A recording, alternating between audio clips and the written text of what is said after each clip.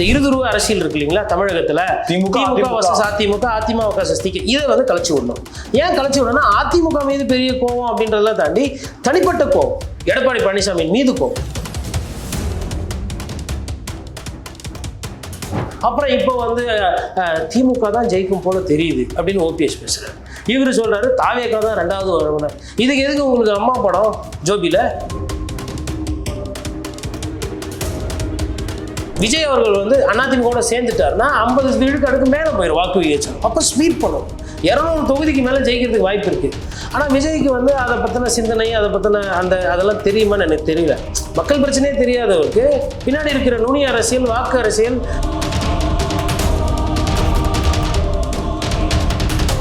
எந்த நடவடிக்கையுமே எடுக்காம, எந்த ஒரு கைதோ இல்லை அதுக்கு பின்னாடி இருக்கக்கூடிய விசாரணையும் நடக்காம, தேர்தல் நேரத்தில் இப்போ நீங்கள் திருப்பி பேசுறீங்கன்னா நீங்கள் பண்ணுறது பச்சை அரசியலா இல்லையா?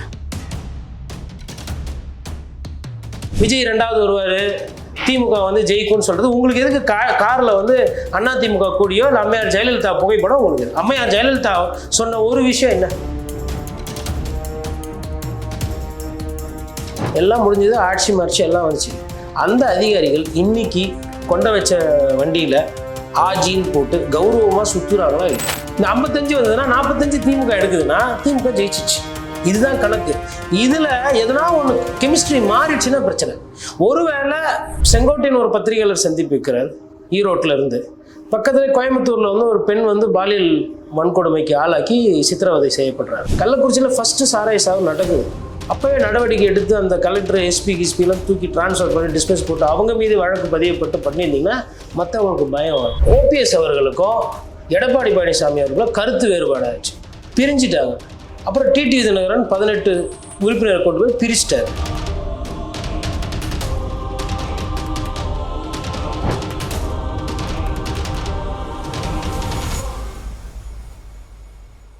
ஸ்பெக்ட்ரம் தமிழ் நேயர்களுக்கு வணக்கம். நம்மோடு பத்திரிகையாளர் கோட்டீஸ்வரன் இருக்கிறார், பேசலாம் சார். வணக்கம் நேயர்களுக்கு அன்பு வணக்கம். அனைத்து இந்திய அண்ணா திராவிட முன்னேற்ற கழகத்தினுடைய தலைமை கழகத்தினுடைய ஒரு அறிக்கை ஒன்று வெளிவந்திருக்கு. சட்டம் ஒழுங்கு பிரச்சனை குறித்த பல்வேறு தரவுகள் குறித்து 4 ஆண்டுகளா எப்படி, 4.5 ஆண்டுகளா எப்படி இருக்கு, முந்தைய 10 ஆண்டுகள் எப்படி இருந்ததுன்ற ஒரு கம்பாரிசனை கொடுத்துருக்காங்க. சட்டம் ஒழுங்கு பத்தி உங்களுடைய பார்வை? சட்டம் ஒழுங்குன்றதை பொறுத்தவரைக்கும் பொதுவாக வந்து சமீப காலமாக பார்த்தீங்கன்னா இந்த லாஸ்ட் ஒரு 10 வருஷம், அதாவது அதிமுக ஆட்சி, திமுக ஆட்சி, நம்ம ரெண்டுத்தையுமே சேர்த்து பார்ப்பேன். ஆனால் நிறைய நேரத்தில் காவல்துறை வந்து சொதப்பியிருக்காங்க. அப்போ அந்த காவல்துறையானது ஒரு கரெக்டாக வந்து அந்த பேலன்ஸ் பண்ணுற மாதிரி கிடையாது. உதாரணத்துக்கு இப்போ நம்ம வந்து இந்த தூத்துக்குடியில் போன ஆட்சி காலத்தில் காவல்துறை எப்படி வந்து கஸ்டோடியல் டெத் ஒரு பிரச்சனையாச்சோ அதே மாதிரி இப்பவும் பிரச்சனையாயிருக்கு. பட் என்ன வித்தியாசம்னா, திமுக எதிர்கட்சியாக இருக்கும் பொழுது இந்த பிரச்சனைகள் பெரிதாக்குவார்கள். அதை வந்து பிரச்சாரம் பண்ணி ஆட்சிக்கு எதிராக வந்து இந்த மாதிரி இருக்குது. இப்போது உங்களுக்கு வந்து தூத்துக்குடியில் நம்ம ஜெராட் கேஸ் பார்த்தோம், பெனிக்ஸ் ஜெராட் கேஸ். அது வந்து 2 பேர் அப்பா மகன் கஸ்டோடியல் டார்ச்சரில் இருந்தாங்க. அதே மாதிரி அதை விட அதிகமாக வந்து இப்பொழுது நடந்திருக்கு திமுக ஆட்சியில். ஒரு உதாரணத்துக்கு ஒரு குதிரை வளர்ப்பவர் கூட ஒரு இளைஞன் வந்து தூக்கி கொண்டு போய் வச்சு அடித்து லாக்கப்பில் மரணமாச்சு. அது மாதிரி தொடர்ந்து இருக்குது. அதே மாதிரி கள்ளக்குறிச்சி சாராய சாவு கிட்டத்தட்ட 60 பேருக்கு மேலே இறந்தாங்க. அப்போ அதே இங்கே 60 பேர், அங்கே நம்ம தூத்துக்குடி ஸ்டெர்லைட்டில் வந்துட்டு ஒரு 13 பேர் சுட்டு கொல்லப்பட்டார்கள். இப்போ அங்கே 13 பேர் இறந்தாங்க, அது துப்பாக்கி சூடு. இங்கே 66 பேர் இது காவல்துறை மெத்தனம், அதாவது கள்ளச்சாராயத்தை தடுக்க தவறியதுனால இது வரக்கூடிய பிரச்சனைகள். பட் அப்போ அதிமுக ஆட்சி காலத்தில் இருந்த பொழுது பேசப்பட்ட விஷயங்கள், அது பெரிதாக்கப்பட்ட விதமோ இல்லை ஊடகங்கள் சுதந்திரமாக பேசினது இல்லை செயல்பாடுன்றது அப்போ வந்து சிறப்பாக இருந்த மாதிரி நான் பார்க்குறேன். இன்னைக்கு வந்து அது பெரிதளவு காட்சிப்படுத்த முடியறதில்ல, பெரிதளவு பேசப்படுறதில்ல. அதாவது செங்கோட்டையன் ஒரு பத்திரிகையாளர் சந்திப்பு வைக்கிறார் ஈரோட்டில் இருந்து. பக்கத்தில் கோயம்புத்தூரில் வந்து ஒரு பெண் வந்து பாலியல் வன்கொடுமைக்கு ஆளாக்கி சித்திரவதை செய்யப்படுறாரு. அப்போ இதை பேசுவதை விட இதை பேசுகிறாங்க. அதே போல் இப்போ விவசாயி நெல் பிரச்சனைகள்லாம் நம்ம பார்த்தோம். இப்போ அந்த பிரச்சனைகள் அங்கே இருக்கக்கூடிய பேசும்போதோ இல்லை சட்டம் ஒழுங்கு பிரச்சனைகள் பேசுறதுக்கு போதும் வேறு எதுவும் அரசியல் ரீதியான விஜய் அவர்களை பற்றி பேசுவது, விஜய்க்கு கொடுக்கறது முக்கியத்துவம் அது போதும். அப்போ நான் என்ன புரிஞ்சுக்கிறேன்னா, சட்டம் ஒழுங்கு பிரச்சனை நீங்கள் எடுத்தோன்னா முதல் கேள்வியாகவே கேட்டே, அது முக்கியமான ஒரு பிரச்சனை. தமிழ்நாட்டில் சட்டம் ஒழுங்குன்றது, அதாவது வட இந்தியாவோட ஒப்பிடும்பொழுது நம்ம எவ்வளோ தேவையில்ல. ஆனால் நம்ம வந்து ஒரு சிங்கப்பூர் மாதிரியோ இல்லை வந்து ஒரு வளர்ந்த ஒரு டோக்கியோ மாதிரியோ இல்லை இங்கிலாந்து போலையோ அந்த அளவுக்கு பாதுகாப்பு இருக்கக்கூடிய ஒரு வேணும். ஏன்னா நம்ம வந்து வரி ஆகட்டும் இல்லை மக்கள் நலன் ஆகட்டும் எதுலையுமே வந்து மற்றவர்களுக்கு குறைந்தவர்கள் அல்ல என்பது என்னோட புரிதல். அப்படி இருக்கும்போது சட்டம் ஒழுங்கும் வந்து சூப்பராக இருக்கணும். ஒரு ஒரு இப்போ அண்ணா யூனிவர்சிட்டியில் ஒரு பிரச்சனை வந்தது, யார் அந்த சார்ன்ற மாதிரி. அப்போ அது போன்ற அந்த பாலியல் சீண்டல்கள் பிரச்சனை வந்து அதிகமாக இருக்குது. பட் ஆனால் அது பெரிதளவில் பேசப்படுறதில்ல, பெரிதளவு அதை பற்ற விமர்சனமோ விவாதங்களோ நடக்கிறது இல்லை. இப்போ சட்டம் ஒழுங்கு பிரச்சனை அப்படிங்கிற பார்வை எங்க வருது அப்படின்ற கேள்வி வச்சு அப்படின்னா துறையை வைத்திருக்கக்கூடியவர் யார் அப்படின்ற மாதிரி கேள்வி வருது. இப்போ என்னன்னா காவல்துறையில் இருக்கக்கூடிய ஸ்டேஷன்ல இருக்கக்கூடிய ஒரு ஆய்வாளர் ஆகட்டும், இல்லை ஒரு ஹெட் கான்ஸ்டபிள் ஆகட்டும், இல்லை ஒரு காவலரே கூட அவங்க கடமையை சரியா செய்யும் போது சட்டம் ஒழுங்கு பிரச்சனைங்கிறதுக்கு இடம் இல்லாம போகுமே சார். ஒரு முதலமைச்சர் மாற்றம், ஆட்சி மாற்றம் அப்படிங்கிறது சட்டம் ஒழுங்கு பிரச்சனையா உருவாகுது அப்படின்னா இது எப்ப எந்த இடத்துல கனெக்ட் பண்றது? ஒரு குற்றம் நடந்து அதற்கு எடுத்தப்பட்ட நடவடிக்கையா, அல்லது தன்னுடைய கட்சிக்காரன் குற்றவாளியாக அல்லது குற்றச்சாட்டிற்கு உள்ளாக்கப்படும் போது அவங்க கொடுக்கக்கூடிய அழுத்தம் அப்படிங்கிறது இந்த இடத்துல போகுமா? ஒன்றுங்க, ஒரு உதாரணத்துக்கு இப்போ ஒருத்தர் நாய் வளர்க்குறாங்க. அந்த பக்கத்து வீட்டில் இருக்க நாய் கத்திக்கிட்டே இருக்கு. பக்கத்து வீட்டில் இருக்கவர் போய் சொல்கிறாரு, எப்பா இது பொழுதுக்கும் நைட்டு பூரா கத்துது, நாங்களாம் நைட்டு போய் வந்து படுக்கிறோம், தூக்கன்றது 6 மணி நேரம் 5 மணி நேரம் தான் இருக்குது, கொஞ்சம் நாயை கொஞ்சம் கட்டுப்படுத்துங்க அப்படின்னா, என் நாய் அப்படி தான் இருக்கும், அது நாய் வளர்க்குற நாய் அப்படி தான் பண்ணும், உன்னால் என்ன பண்ண முடியுமோ பண்ணிக்கும் அப்படின்னு ஒருத்தர் சொல்கிறார். இது கிட்டத்தட்ட சேப்பாக்கம் ட்ரிப்ளிகேனில் இருக்கிற ஒரு இடத்துல நடக்குது. காவல்துறை கம்ப்ளைண்ட் கொடுக்கணும் கொள்ளணும்னா அவங்க போகிறாங்க வராங்க, அது அப்படியே நிற்கிது. இது ஒரு எடுத்துக்காட்டு. அது மாதிரி கொட்டிவாக்கத்தில் இது மாதிரி அதாவது சின்ன சின்ன பிரச்சனைகள் தான் இருக்கும். கார் ஓட்டுறதுல ஒரு பிரச்சனை, ஸ்டேஷனில் போய் சொன்னால் வந்து இன்ஸ்பெக்டர் ரவுண்ட்ஸில் இருக்கார், நாளைக்கு வாங்க நாளைக்கு வாங்க ஸ்டேஷனுக்கு. அதாவது நான் சொல்கிறது எல்லாம் வந்து அடிதடி, கட்ட பஞ்சாயத்து, ரவுடிசம் அதெல்லாம் கிடையாது. ஒரு சாதாரண ஒரு பிரஜைக்கு, சென்னையில் இருக்கக்கூடிய ஒரு பிரஜைக்கு என்ன பிரச்சனைகள் பார்த்தீங்கன்னா, இந்த கார் ஓடுறது, பைக் ஓடுறதுல பார்க்கிங் பிரச்சனை, நாய் பிரச்சனை, அதுக்கப்புறமா வந்து பார்த்தீங்கன்னா சவுண்ட் அதிகமாக ஸ்பீக்கர் வச்சு கேட்டுக்கிட்டு இருப்பாங்க, அதுக்கப்புறம் மாடியில் வந்து இளைஞர்கள் சேர்ந்து கத்துறாங்க, இந்த மாதிரிலாம் இருக்குன்னா இதெல்லாம் சென்னையில் இருக்கக்கூடிய பிரச்சனைகள். இது சம்பந்தமாக ஒரு பாதிக்கப்படுறாரு, அவர் போய் ஒரு காவல்துறை ஒரு கம்ப்ளைண்ட் கொடுக்கணும்னா அதை உடனே துரிதமாலாம் விசாரிக்கிறது கிடையாது. இது அண்ணா நகரில் இந்த பிரச்சனை இருக்குது. சென்னையில் நிறைய நான் வந்து இப்போ இது சம்மந்தமாக யாருன்னா வந்து என்கிட்ட வந்துட்டு நீங்கள் சொன்னீங்களே இதுக்கெல்லாம் உங்களுக்கு அட்ரஸ் இருக்கா, பாதிக்கப்பட்டவர்கள் ஆளுங்க இருக்காங்கன்னா நான் கொடுக்க தயார், நடவடிக்கை எடுக்க அவங்க தயாரா இல்ல? இந்த இடத்துல சார் கேள்வி வருது, இருக்கக்கூடிய காவலர்களுடைய தவறா அல்லது காவல்துறை தலைமை வைக்கக்கூடிய அவருடைய மெத்தனமான்ற கேள்விதான். மொத்த சிஸ்டம் மோசமா இருக்கு.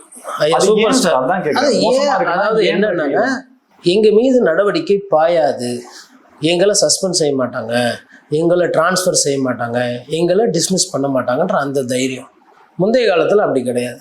குறிப்பாக அம்மையார் ஜெயலலிதா காலத்தில் பார்த்தீங்கன்னா பிரச்சனை ஒருத்தர் சொதப்புறார் அப்படின்னா தூக்கிடுவாங்க. நீங்கள் உதாரணத்துக்கு அருணா ஜெகதீசன் ரிப்போர்ட் வந்துச்சுங்க, அதுக்கப்புறம் ஜஸ்டிஸ் ரகுபதி கமிஷன் ரிப்போர்ட் வந்துச்சுங்க.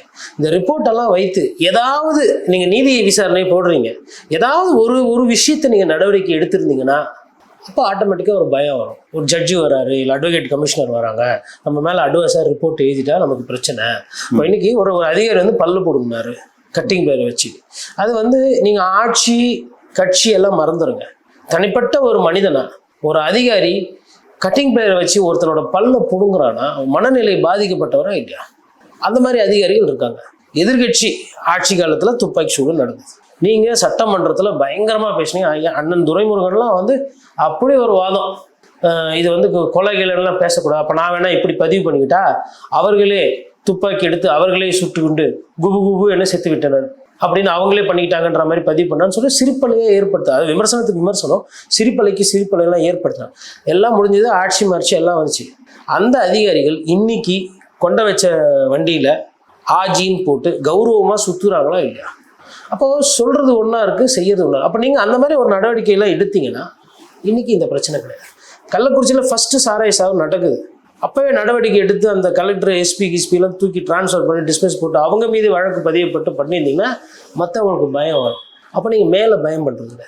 ரெண்டாவது, எல்லா இடத்துலையும் போயிட்டு இந்த ஹெல்மெட் போடலைன்னா ஃபைன் போடுறாங்க, லைனில் நிற்கனா ஆட்டோமேட்டிக் சலான். காவல்துறை வந்துட்டு எல்லா இடத்துலையும் அந்த ஸ்ட்ரிக்டாக ரூல்ஸ் ஃபாலோ பண்ணுறாங்க. காவல்துறையில் சம்மந்தப்பட்டவங்க லஞ்சம் வாங்கினாங்கன்னு சொல்லிட்டு எத்தனை பேர் கைது பண்ணியிருக்கீங்க, எத்தனை பேர் மீது நடவடிக்கை எடுத்துருக்கீங்க? அப்போ ஒரு பிரஜை வந்து மது போதையில் போகிறான், இல்லை லைனில் நிறுத்தலை, இல்லை ஹெல்மெட் போடலை, இல்லை சிறுவர்கள் 3 பேர் ட்ரிபிள்ஸ் போடலைன்னா 5 லபக்குன்னு பிடிச்சி ஃபைன் எழுதிடும். ஆனால் உங்கள் மீது ஒரு சில விமர்சனங்களை உங்கள் செய்து துறை ரீதியாக வரும்பொழுது இன்னைக்கு இருக்கக்கூடிய ஆட்சியாளர்கள் பெரிய நடவடிக்கை எடுக்கல. அதனால அவங்களுக்கு பயம் கிடையாது. நாங்கள் இப்படிதான், எங்களுக்கு ஒன்றும் பிரச்சனை கிடையாது, எங்க போய் சொல்றீங்க சொல்லிக்க போ. டிஜிபி, பொறுப்பு டிஜிபி இதுக்கு ஒரு காரணம். அது ஒரு அவலம் கண்டிப்பா. அது பொறுப்பு அவர் கிடையாது, காரணம் வந்து சிஸ்டம். ஒரு டிஜிபியை வந்து பொறுப்புல, அதாவது ஒரு பர்மனன்ட் டிஜிபி போட முடியலன்னா அது வந்து ஆட்சியில வந்து அது வந்து சரி இல்லை என் பார்வையில. அதிகாரம் பார்க்க போனா அவருக்கு என்ன குறைவா சார்? அப்படி பொறுப்பு டிஜிபிக்கும் அதே அளவுக்கு தான். என்ன சொன்னேன்னா, நீங்க ஒரு பதவியை வந்து உங்ககிட்ட நான் மொத்தமா கொடுத்துட்டு உங்களை நம்பி நீங்க செய்யுங்கன்றது வேற, அந்த பொறுப்பா பார்த்துக்குங்கன்னு சொல்றது வேற. தமிழகம் போன்ற இவ்வளவு பெரிய மாநிலத்துல ஐபிஎஸ் அதிகாரிக்கு பஞ்சம் அல்ல. எவ்வளவோ அதிகாரிகள் இருக்கிறாங்க. அதுல யாருன்னா ஒரு அதிகாரிகள் இப்ப இவரை போட்டது கூட நான் தப்பா ரைட்டா, அது சீனியாரிட்டி ரூல் பைபாஸ் பண்ணிட்டாங்க, 7-8 பேரை தாண்டி இவருக்கு போட்டிருக்காங்க, அது அரசியல் பார்வை. நான் அதற்குள்ள போல. போட்டீங்கல்ல, நீங்க வந்து டைரக்டா போட்டா என்ன பிரச்சனை வரும்? கோர்ட்ல யாருக்குன்னா போவாங்க, இது மாதிரி ரூல் சொல்லுதுங்க, சீனியாரிட்டி இருக்கும்பொழுது சீனியர்ஸை கன்சல்ட் பண்ணி அவங்களுக்கு முக்கியத்துவம் கொடுத்தணும், அதில் ஒரு பேனலில் போட்டு மத்திய அரசுக்கிட்ட அனுப்பி ஒரு ஒப்புதல் வாங்கி அதில் மாநில அரசுக்கு யார் வேணுமோ இது பண்ணணும், இது ப்ரொசீஜரு, இதுக்கு வந்து உச்சநீதிமன்றம் உயர்நீதிமன்றம் ஒரு சில நெறிமுறைகள்லாம் கொடுத்துருக்காங்க, இந்த நெறிமுறைகள்லாம் ஃபாலோ பண்ணியிருக்காங்களா இல்லையா அப்படின்னு ஒரு சில கேள்விகள் வரும். இந்த கேள்விக்கு பயந்து ஒரு பொறுப்பு, முக்கியமான பொறுப்பு, ஏன்னா டிஜிபின்றது வந்துங்க கிட்டத்தட்ட தமிழக காவல்துறையோட நம்பர் 1. அவர் ஒழுங்கா வச்சு வாங்குறாருன்னு வச்சுக்கோங்களேன், ஆட்டோமேட்டிக்காக வந்து நிறைய பிரச்சனைகள் சரியாயிடும். அரசியல் ரீதியாக வரக்கூடிய பிரச்சனைகளை அவரால் சரி செய்ய முடியாது, அது முதலமைச்சரால் தான் சரி செய்ய முடியும். அப்போது நான் சொன்னது முன்னாடி இந்த ஒரு சில விஷயங்கள், இப்போ கொடநாடு அரசியலாக்கப்படுகிறது ரைட்டா, அதுக்கு ஒரு அது வந்து கொடநாடு வந்து இப்போ அதிமுகவை பொறுத்தவரைக்கும் கேட்டிங்கன்னா அதை கடந்து போக பார்ப்பாங்க, திமுகவை பொறுத்தவரை அதை கடந்து போக முடியாது ரைட்டா. நான் என்ன கேட்குறேன்னா, 4.5 வருஷம் ஆயிடுச்சு, நீங்கள் எந்த நடவடிக்கையுமே எடுக்காம, எந்த ஒரு கைதோ இல்லை அதுக்கு பின்னாடி இருக்கக்கூடிய விசாரணையும் நடக்காம, தேர்தல் நேரத்தில் இப்போ நீங்கள் திருப்பி பேசுறீங்கன்னா நீங்கள் பண்ணுறது பச்சை அரசியலாம் இல்லையா?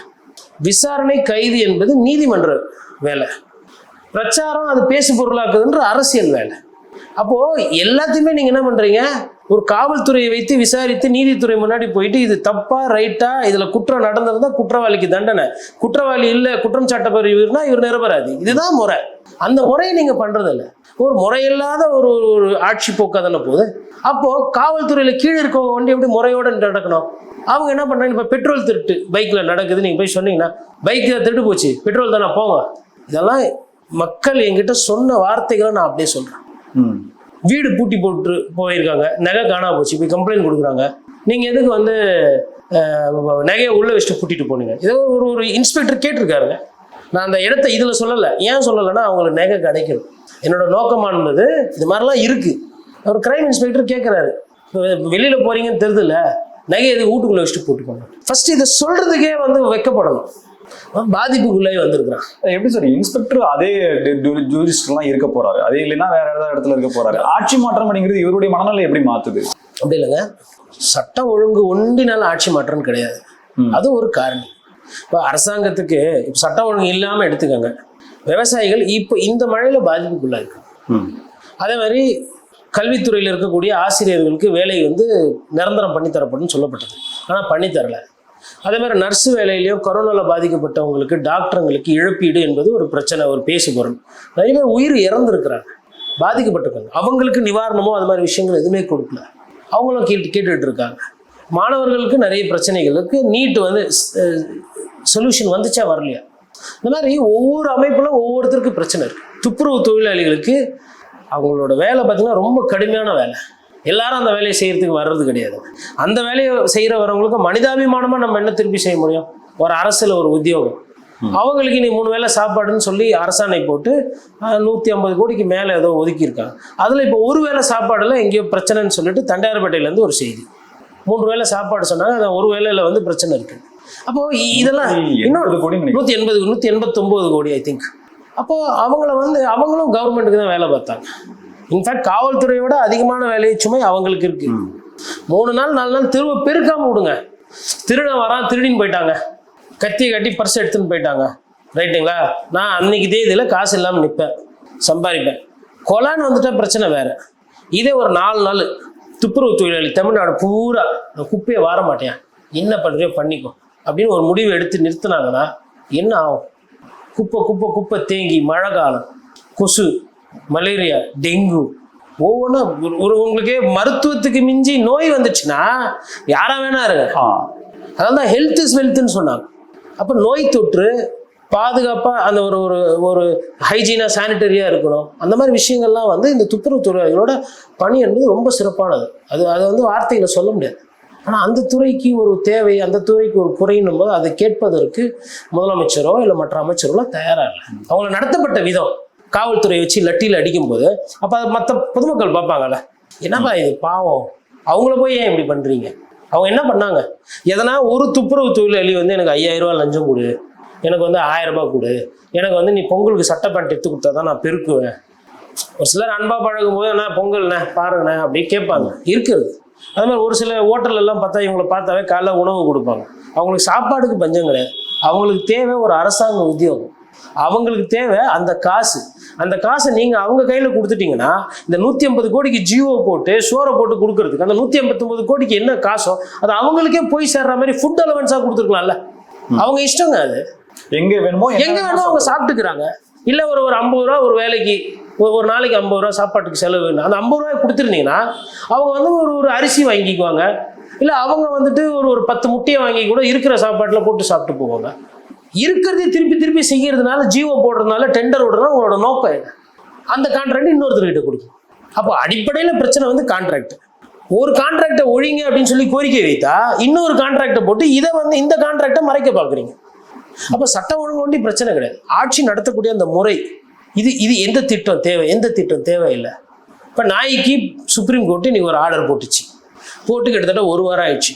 அப்போது நீங்கள் எதனா ஒரு கூட்டம் போட்டு உயர்மட்ட குழு போட்டு சென்னையில் இவ்வளோ நாய் இருக்குது, இது எப்படி பிடிக்க போகிறோம், இது எப்படி வளர்க்க போகிறோம், இல்லை இது எப்படி இனிமேல் இனப்பெருக்கம் பண்ணாமல் இது குறைக்கிறது, ஏன் வந்து சென்னையோ இல்லை தமிழகமோ ஒரு முன்மாதிரியாக இருக்கக்கூடாது. ரேபீஸில் 10லேருந்து 15 பேர் சாகுறாங்க.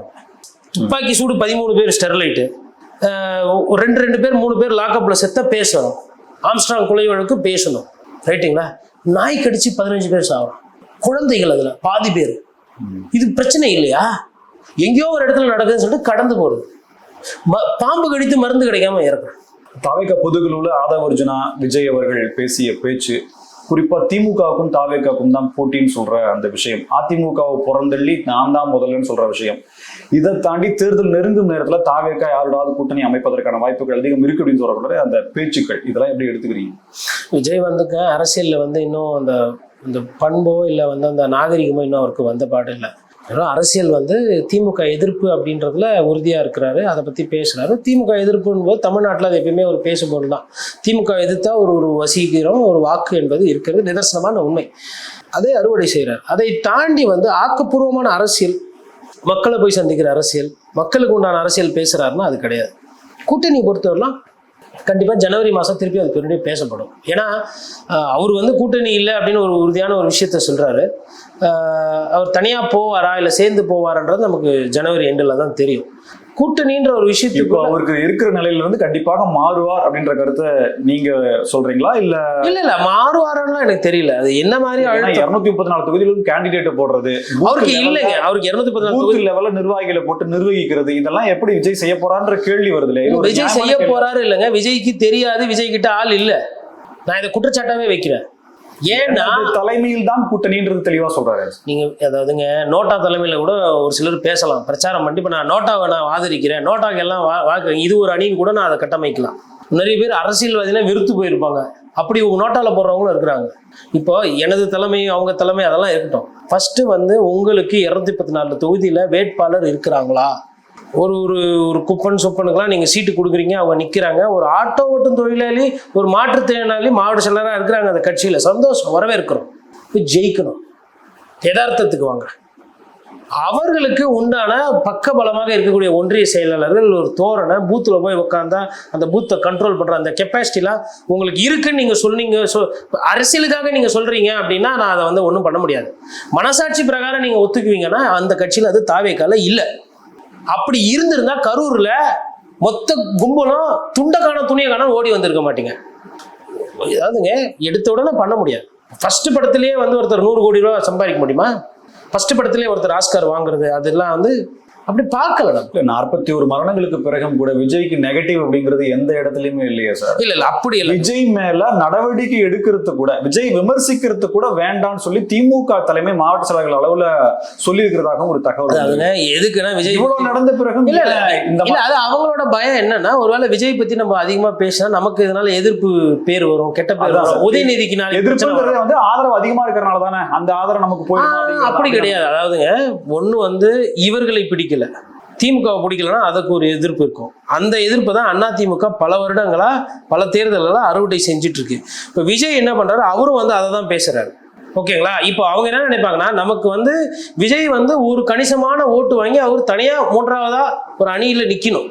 அதிமுகவுக்கு போக வேண்டிய வாக்குகள், எதிர் வாக்குகள் போகக்கூடாது. அன்டிசைடட் ஓட்டர்ஸ், கட்சி ஓட்டுன்னு பார்த்தீங்கன்னா ஒரு பர்சன்டேஜ் இருப்பாங்க. எல்லா கட்சியும் சேர்த்தா ஒரு 60-70% வந்துருவாங்க. ஒரு 20-30% வாக்காளர்கள் கடைசி நேரத்தில் தான் முடிவு பண்ணுவாங்க. அந்த 20-30% வாக்காளர்கள் ஓட்டு எப்பயுமே எதிர்ப்புல சம்டைம்ஸ் போயிடும். அது போயிடுச்சுன்னா ஆட்சி மாற்றம் வந்துவிடும். அப்படி எதிரில் போகாமல் இருக்கிறதுக்கு ஒரு 3வது அணியோ இல்லை மக்கள் நல கூட்டணி மாதிரி ஒரு கூட்டணி இருந்தால் ஆட்சியாளர்களுக்கு அது நல்லது. அதை நீங்கள் ஒரு கரெக்டான ஒரு காம்பினேஷனில் வைக்கணும். அது வந்து ஒரு 15-லேருந்து ஒரு 20% ஓட்டு வாங்கணும். அது வாங்கிடுச்சுன்னா எதிரியோட ஓட்டு இப்போ அதிமுக ஒரு 30%, 35% வருது. இது ஒரு 15-20னா ரெண்டும் சேர்த்தா 55-60. இந்த 55 வந்ததுன்னா 45 திமுக எடுக்குதுன்னா திமுக ஜெயிச்சிச்சு. இதுதான் கணக்கு. இதுல எதனா ஒன்று கெமிஸ்ட்ரி மாறிடுச்சுன்னா பிரச்சனை. ஒருவேளை விஜய் அவர்களோட வாக்கு வந்து ஒரு 10% நின்றுடுது, அதிமுக 40 வந்துருதுனாலும் சிக்கல் இல்லை. விஜய் அவர்கள் வந்து அதிமுக சேர்ந்துட்டாருன்னா 50 விழுக்காடுக்கு மேலே போயிடும் வாக்கு விகிதம். அப்போ ஸ்வீப் பண்ணும். 200 தொகுதிக்கு மேலே ஜெயிக்கிறதுக்கு வாய்ப்பு இருக்கு. ஆனால் விஜய்க்கு வந்து அதை பற்றின சிந்தனை, அதை பற்றின அதெல்லாம் தெரியுமான்னு எனக்கு தெரியல.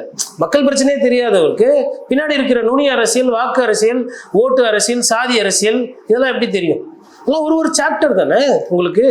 அவர் இப்போதானே எல்கேஜி யூகேஜி வந்திருக்கிறாரு. அவர் போக தோக்க தான் புரிஞ்சுக்குவார். தேர்தல் நெருங்கும் நேரத்துல பிஜேபியோட அதிமுக அப்படிங்கிறது கேள்விக்குறியாகும். அதிமுக தாவேகா அப்படிங்கிறது இணைவதற்கான வாய்ப்புகள் இருக்கு. இல்லைன்னா தாவேகா தலைமையில இன்னொரு கூட்டணி உருவாவதற்கான வாய்ப்புகள் இருக்குன்னா ஆருடம் சொல்லப்படுது.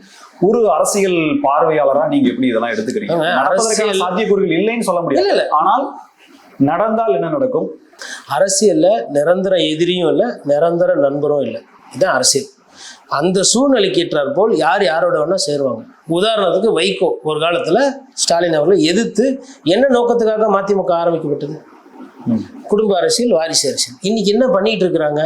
அவங்க குடும்பத்தை வளர்க்குறாங்க. ஐயா வந்து இவரோட மகனை வந்து கொண்டு வந்துட்டார். மல்லை சத்யா பாதிக்கப்பட்டார். இது ஒரு எடுத்துக்காட்டு. ஓபிஎஸ் அவர்களுக்கும் எடப்பாடி பழனிசாமி அவர்களும் கருத்து வேறுபாடு ஆச்சு, பிரிஞ்சிட்டாங்க.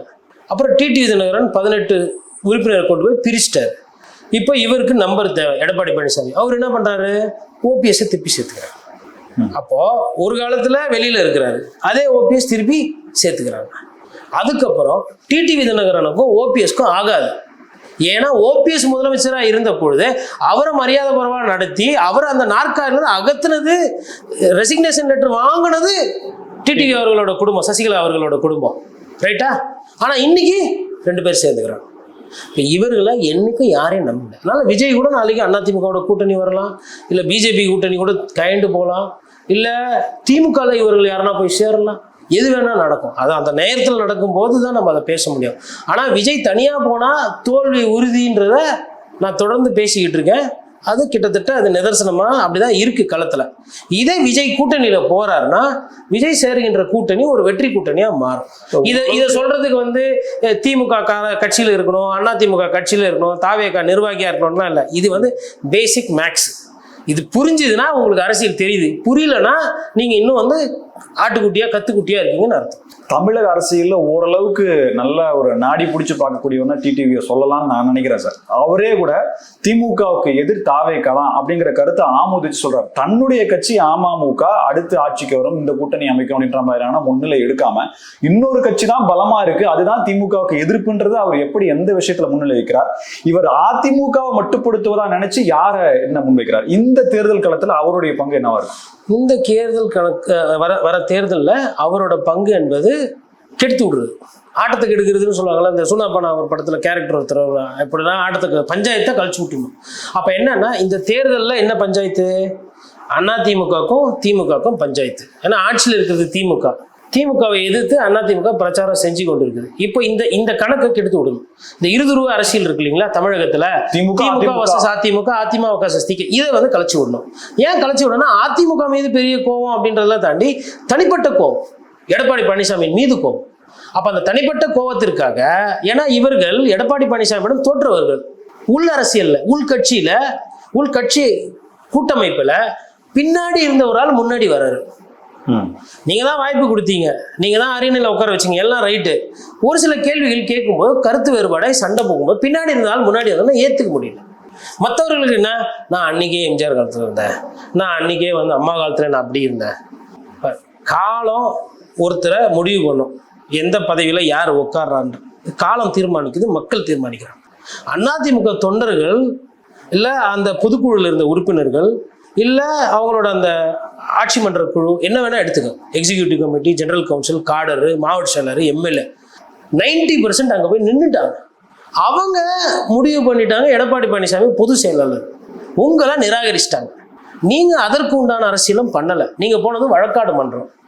ஒரு மக்களோட நம்பிக்கை பெறறதுக்கும் கோர்ட்டுல ஆணை வாங்குறதுக்கும் சம்பந்தமே இல்லை. மக்களோட ஆசை பெற்று மக்களோட நம்பிக்கையை பெற்றா நீங்க தலைவர். கோர்ட்டு ஜட்ஜ்மெண்ட் ஆர்டர் காப்பி உங்களுக்கு குத்துச்சுப்பா, சரி நீங்க வந்து இவரை சேர்த்துக்கோங்க, எனக்கு பழைய பதவி கொடுக்க சொல்லுங்க, சரிப்பா நீ பாப்பா ஒருங்கிணைப்பாளர் அப்படின்னு சொல்லிட்டு ஒரு ரூமு 10க்கு 10 ரூமு சாவி கொடுத்துட்டாங்க. அதில் உங்கள் பணம் எல்லாம் போட்டு போர்டெலாம் வச்சுட்டு ஃபோட்டோ எடுத்து கோர்ட்டில் கொடுத்தாங்க. கொடுத்தீங்க, சேர்த்துட்டீங்க, அவர் பாட்டு டெய்லி வராரு போறாரு பாங்க. யாருமே பேசலை, ஓபிஎஸ் கிட்ட யாருமே பேசலை. இப்படி ஓபிஎஸ் இப்படி வந்தாவே 10 பேர் ஓடிடுறாங்க. என்ன பண்ணுவீங்க அந்த கோர்ட் ஆர்டரை வச்சுக்கிட்டு? ஊறுகாய் போட்டு தலைக்காணிக்கு முன்னாடி வச்சு தூங்குவீங்களா? எதுக்கு கோர்ட்டுக்கு போகணும், எதுக்கு கோர்ட்டுக்கு போகக்கூடாது, ஒன்றுமே தெரியல. சரி கோர்ட்டுக்கு போனீங்களா, சின்னத்தையாச்சும் முடக்கி இருக்கணும், அது முடிஞ்சுதா? டெம்பரரியாக பண்ணீங்க, பர்மனெண்ட்டாக திருப்பி வந்துச்சு. அந்த நிலைப்பாட்டில் ஒன்றா இருந்தீங்களா? திருப்பி வந்து துணை முதலமைச்சருக்கு யாருன்னா வருவாங்களா? ஒருங்கிணைப்பாளர்னா துணை ஒருங்கிணைப்பாளர்லாம் இல்லை, சிஎம் நான் கட்சி தலைமை, அங்கே கொடி ஏற்றிக்கோங்க, ரிபன் பில்டிங் இது என்ன புனித கோட்டையில் கட்சி ஆஃபீஸில் நான் தான் அதிமுக கொடியேற்று. இந்த ஒரு தெளிவு இருக்கணும். எதுவுமே இல்லாமல் எல்லாத்தையும் விட்டுட்டு அப்புறம் இப்போ வந்து திமுக தான் ஜெயிக்கும் போல தெரியுது அப்படின்னு ஓபிஎஸ் பேசுறாரு. இவர் சொல்றாரு தாவேகா தான் 2வது வருவனர். இதுக்கு எதுக்கு உங்களுக்கு அம்மா படம் ஜோபியில, இதுக்கு எதுக்கு அம்மா படம் வச்சுன்னு சுத்துறீங்க? விஜய் 2வது வருவாரு, திமுக வந்து ஜெயிக்கும்னு சொல்றது உங்களுக்கு எதுக்கு? கார்ல வந்து அதிமுக கொடியோ இல்லை அம்மையார் ஜெயலலிதா புகைப்படம் உங்களுக்கு? அம்மையார் ஜெயலலிதா சொன்ன ஒரு விஷயம் என்ன? திமுக தோக்கணும், ரைட்டா? அதுல இருந்து நீங்க மாறலையா? அவர் பைலா தான் மாத்தினாரு, நீங்க மொத்தமாவே மாத்த பாக்குறீங்களா? இதுதான் வந்து அதிமுக தொண்டர்கள் வந்து சொல்றாங்க. என்னால இப்படி வந்து பேச முடியாது. இந்த பேச்சு எங்க இருந்து வருது? அதிமுகல இருக்கிறவங்க நம்ம கிட்ட சொல்றாங்க. ஆனா இது இப்படிதான் என்ன பண்றாங்க இவங்க சண்டை பெருசா இல்ல கட்சி தோக்குறது பெருசா? அவங்க சண்டை அவங்களுக்குள்ள வச்சுக்கணும், அதெல்லாம் ஏத்துக்க மாட்டேன். நேற்று ஒருத்தர் ஒரு தம்பியை பார்த்தேன், சோழிங்கநல்லூர்ல வராரு, ரொம்ப மோசமா இருக்கு இவங்க பண்றது, நாங்கள் எங்களால் வேலையே பார்க்க முடியல, எங்களுக்கு வந்து மனச்சோர்வை கொடுக்குறாங்க, மூல செலவு, எங்களுக்கு வந்து மனசு வந்து இதாகுது, நாங்கள் ஒரு வேலையை, நாங்கள் ஒரு பிரச்சாரம், நாங்கள் ஒரு பூத்து வேலைன்னு பண்ணுறோம், ஆனால் நீங்களும் வந்து செய்தியில் இதையே போடுறீங்க, இதையே நீங்களும் தான் விவாதம் பண்ணிட்டு இருக்கீங்க டெய்லின்னு. என்னையும் வேறு கூட 2 சாத்து சாத்துறாப்புல, தம்பி உரிமையாக திட்டுறாப்புல. இதெல்லாம் பார்க்கும்போது இவர்கள் பண்ணுவது வந்து அந்த ஒரு விஷயத்தை வந்து கெடுத்து விடணும், அவ்வளோதான். வெற்றி பெறணுன்றதுலாம் இல்லை. ஒன்று நான் அமமுக நான் முதலமைச்சராக வருவேன், நான் 2வது எதிர்கட்சியாக வருவேன்னா அது வந்து நியாயம், அதுக்கு முறை, அது அரசியல். இது வந்து இது கெடுத்து விடுறது, குட்டைகளுக்கு ஒரு விஷயத்த நாசப்படுத்துறது. ஒரு விஷயத்த வந்து ஒரு பொருளை வந்து நாசனம் பண்ணுறது யார் வேணா பண்ணலாங்க, உருவாக்குறது அதை நிலையாக காப்பாற்றுறது தான் கடினம். கெடுத்து விடுறது சுலபமான வேலை.